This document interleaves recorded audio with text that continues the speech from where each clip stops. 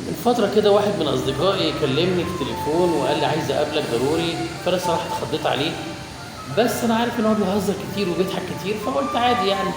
هو بنسميه إحنا في الشلة الصاحب الفرفوش رزق، فقلت أكيد يعني عامل مقلب كده عايز يقعد معايا يهزر يضحك.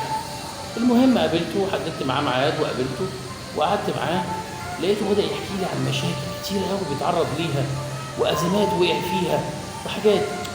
ما جاش في بالي لحظة إن اللي بيحكي ده هو الصاحب الفرفوش رزق.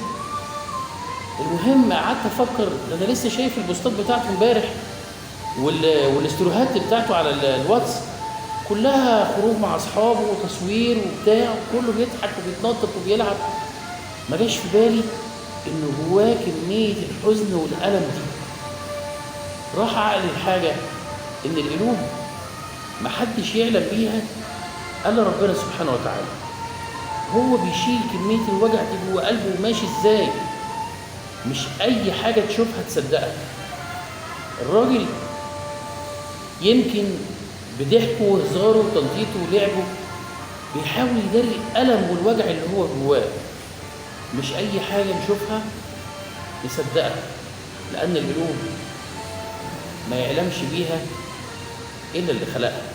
يا رب اشفي قلوبنا يا رب، واحمينا يا رب، وبدل الحزن اللي جوانا فرح. اللهم امين. لا يعلم ما في القلوب الا رب العالمين. تحياتي. فارس شهيد.